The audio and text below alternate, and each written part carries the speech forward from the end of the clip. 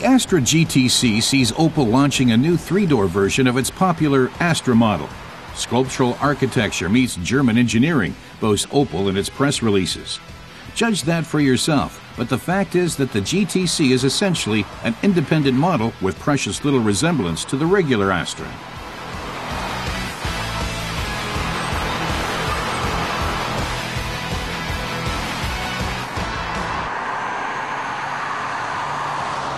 Opel's Beat Finkbeiner explains how the design chief Mark Adams wanted to see the carmaker's design philosophy realized as dramatically as possible. Achieving the aim of maximum visual effect meant concentrating on the pure minimum. The results are clear, fine lines and dynamic contours, plus the sculptured surfaces here. The C-pillar was pushed inwards, and the entire shoulder here falls downward like a cascade. The widest point is really the wheel. The car crouches on the road, like a sprinter about to dash off.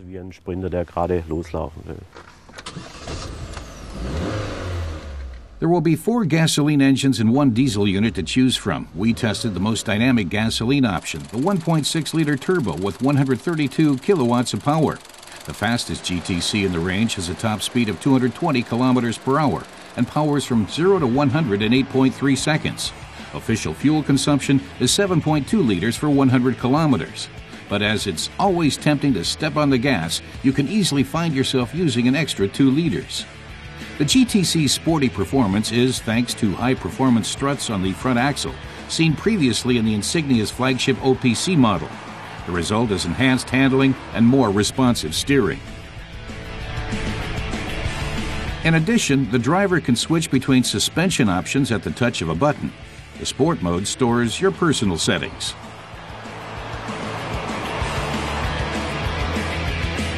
The GTC is considered the sporting and emotional spearhead of the Astra portfolio. Opel's Michael Meyer expects it to account for 15% of sales within the Astra portfolio.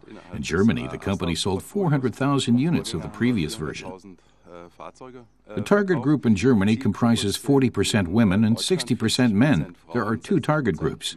There are those younger adults who have yet to start a family and tend to drive cars like the Astra Sports Tourer or Safira Tourer.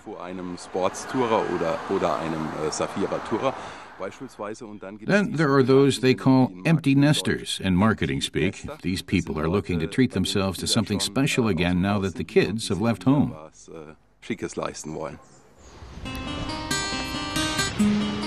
There's a trapezoid grille, eagle eye headlamps, and wing-shaped daytime running lights, plus the classic Opel center line crease down the hood.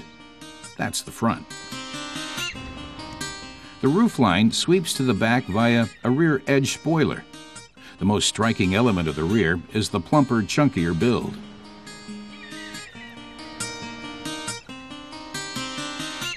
The trunk opens by pushing on the badge.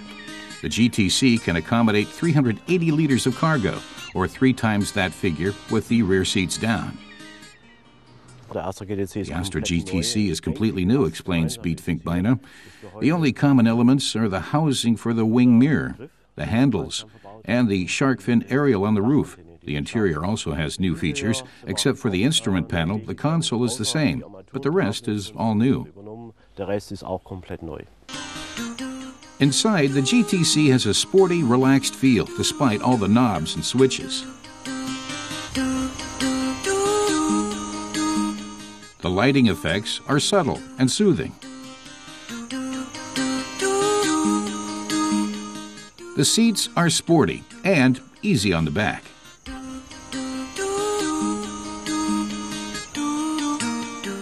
And the GTC also offers rear seat passengers an extremely spacious ride. Those venturing into the back are rewarded with ample headroom and space for their legs.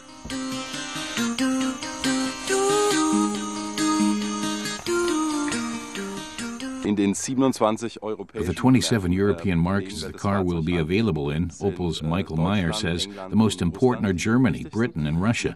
They're also planning to export outside Europe to Australia, South Africa, and other markets, wherever this car fits in. Südafrika, andere Märkte. Da sind wir noch dran, wo überall dieses Auto ins Portfolio passt. Following the GTC, the new high-performance OPC model with 206 kilowatts of power is also ready to roar. It will have its official premiere at the 2012 Geneva Motor Show and then hit the streets.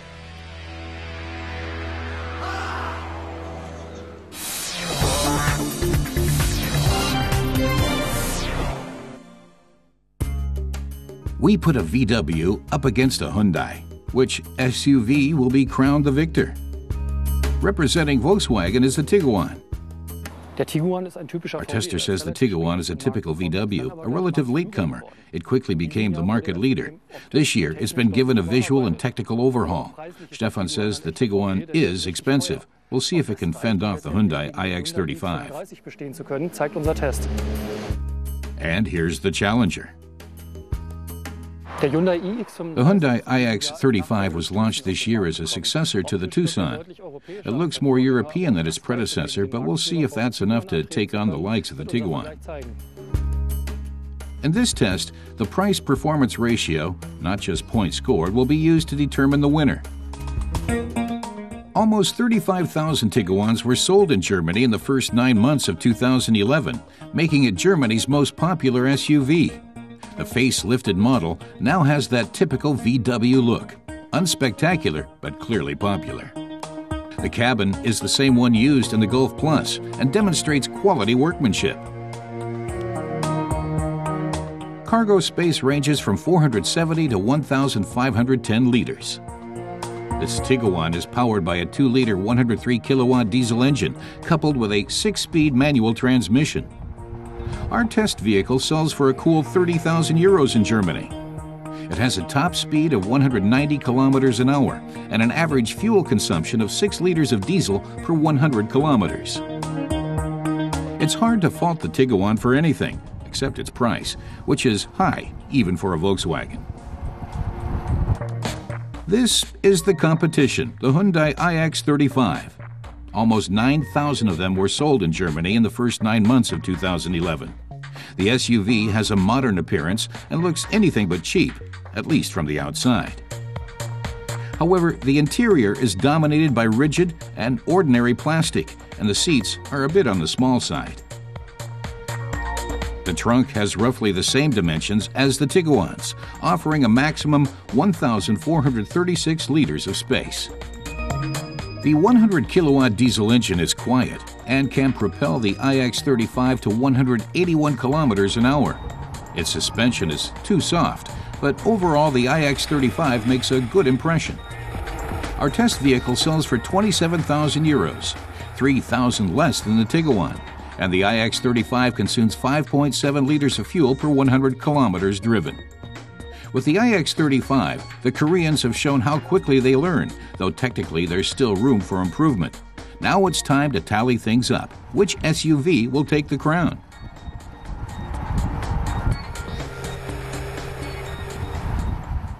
Both SUVs have showed what they're made of, but our test is not just about points scored. It's also about value for money. Stefan says the Tiguan is the winner as far as its individual characteristics go. It's a much better vehicle, has a far better suspension, boasts more room and superior workmanship. The Hyundai has the better engine though. It's more powerful, offers greater driving pleasure, and is more fuel efficient too. When taking the costs into consideration, Stefan says the Hyundai is the winner because it offers buyers more for their money. VW's Passat was recently able to fend off a Hyundai, but this time Volkswagen has to admit defeat, at least until they reconsider their asking price.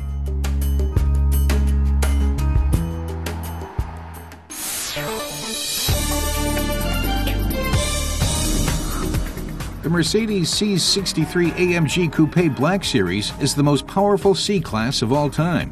Its 6.3-liter V8 engine delivers 380 kilowatts and propels the car from 0 to 100 kilometers an hour in 4.2 seconds. The top speed is electronically limited to 300 Ks. In both technical and visual terms, the new high-performance coupé shows its ties to motorsports. Škoda is celebrating the production of the 1 millionth Octavia. The model has been a crucial pillar for the carmaker for over 15 years, and now also plays a big role in the further development of Škoda's electromobility. The Octavia Green E-Line is the brand's first ever electric car. 11 units start making test runs in just a few weeks' time.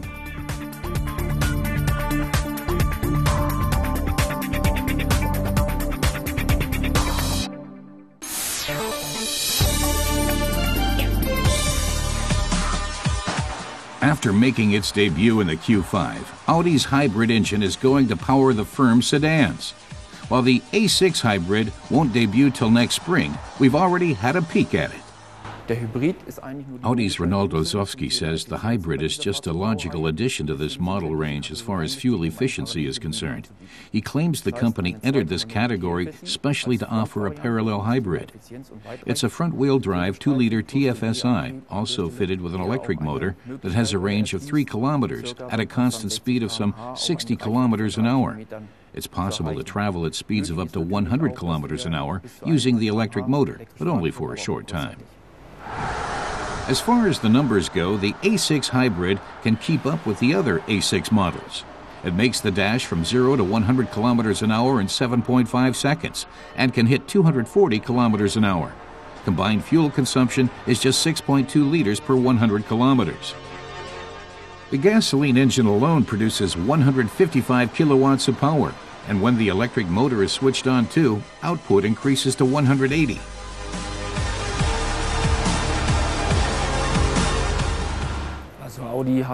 When it comes to hybrids, Audi has concentrated its efforts on the new generation A6 series, which came out this year because it already uses lots of lightweight construction and is fuel efficient. So says the Audi man, the groundwork has already been laid. And then there are the highly integrated driver assist systems. On the outside, it's hard to tell the A6 Hybrid and its conventionally powered siblings apart. The mean-looking Audi headlights and the large radiator grille are in keeping with Audi's trademark look. Only the little logos at the side and back give the A6 Hybrid away. And the taillights come equipped with LED technology. The gasoline engine and electric motor share the space under the hood.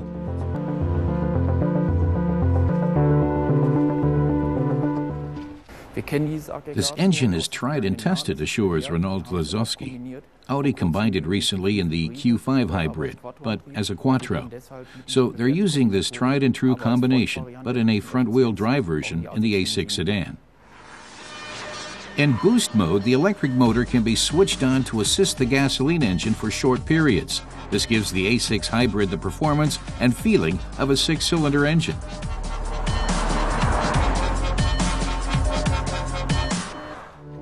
The interior boasts all the creature comforts you'd expect from an Audi. High-quality materials, sporty and clearly arranged instruments, and controls on the steering wheel. As is common with hybrids, the onboard computer provides information about the driving mode. The seats are comfortable and sporty, a mix that's typical for Audi. The battery for the electric motor is found in the trunk and weighs close to 37 kilos. Lozowski says the lithium-ion battery is the heart of the parallel hybrid. It's stored at the back of the vehicle in a way sacrifices a minimum of trunk space. The result is a fully fledged sedan with adequate cargo capacity.